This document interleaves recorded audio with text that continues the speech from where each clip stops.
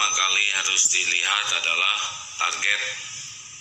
Memanah tanpa target, maka anak panah akan berhamburan sia-sia. Lihatlah dalam memanah, yang pertama kali harus dilihat adalah target.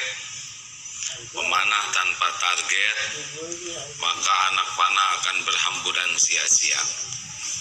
Maka adik-adik yang sekarang sekolah harus jelas dulu apa targetnya sekolah ini. Yang kedua, di dalam memanah seseorang bisa tepat sasaran kalau dia selalu fokus kepada target. Satu apa? Target. Dua, fokus. Satu, target. Tanpa target memanah tidak akan pernah berhasil, akan sia-sia. Manusia tanpa target maka hidupnya akan banyak sia-sia, waktunya akan terbuang sia-sia, semua kemampuannya terbuang sia-sia. Yang kedua adalah fokus. Walaupun ada target, tapi kalau tidak fokus kepada target, maka tidak akan kena. Kita punya target, tapi tidak fokus, maka tidak akan juga bisa berprestasi. Yang ketiga adalah disiplin. Disiplin apa? Disiplin belajar, disiplin berlatih supaya bisa tetap memanah dengan cara yang tepat dan punya kemampuan meningkat dari waktu ke waktu.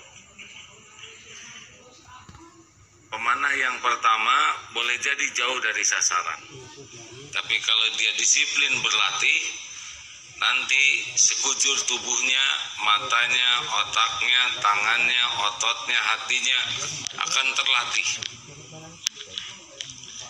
sehingga bisa mudah mencapai sasaran berkah dari disiplin.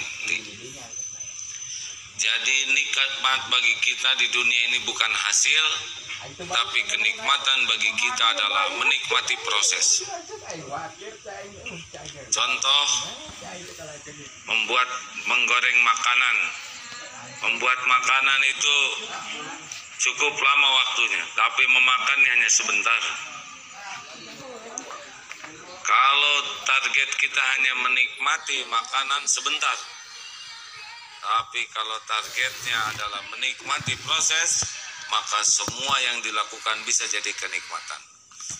Ibu-ibu hamil, melahirkan, menyusui, mengurus anak, dan tidak tahu anak ini berapa lama umurnya. Kalau hanya menunggu ingin anak berhasil jadi sarjana padahal umurnya di sisi Allah hanya 17 tahun, maka 17 tahun tidak dinikmati. Harusnya menikmati proses, nikmati perjuangan, nikmati pengorbanan, nikmati latihan, nikmati belajar, sedangkan hasil itu adalah bonus dari Allah Subhanahu wa taala. Karena yang kita bawa bukan hasilnya, tapi prosesnya. Niatnya lurus, caranya benar, maka semuanya jadi amal soleh. Paham adik-adik sekalian? Mana suaranya? Bagus, alhamdulillah. Jadi kalau misalkan ingin mahir memanah, ingin langsung jago memanah, ini tidak terjadi. Yang bagus itu adalah menikmati latihan dengan benar, niatnya benar, caranya benar, menikmati proses capek, tangan bengkak. Nah, itulah yang membuat kita memiliki prestasi. Orang yang tidak menikmati proses biasanya sulit berprestasi, karena dia akan, bahasa Sundanya hejotihang. Tahu hejotihang? Anget-anget ayam. Jadi dia tidak akan konsisten, tidak akan bisa istiqomah. Karena yang paling penting itu seperti air menetes, terus menerus menetes, batu akan bolong. Menghafal Quran, yang harus dinikmati itu adalah proses menghafalnya. Kalau kita menikmati proses menghafal, maka hafal itu adalah hadiah dari Allah. Jelas? Kalau kita ingin segera hafal, ingin segera bisa, dan tergesa-gesa tidak menikmati proses, malah tidak akan berhasil. Karena bagi kita yang dinikmati adalah perjuangannya ini. Para pejuang dulu di zaman Rasulullah ikut bertempur. Kalau tujuannya hanya kemenangan peperangan, berapa banyak yang wafat sebelum menang.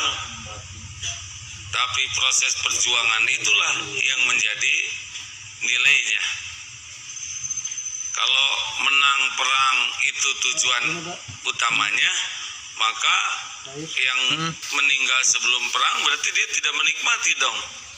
Tapi kan dinikmati, itu menjadi syuhada yang masuk surga tanpa hisab.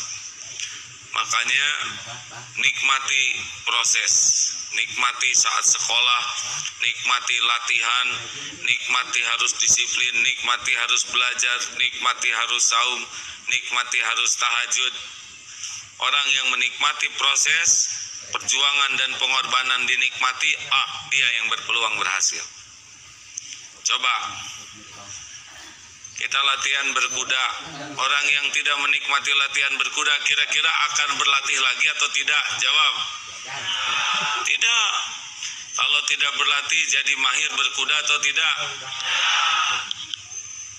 Begitulah. Jadi kita harus mulai, tapi harus jelas dulu sasarannya.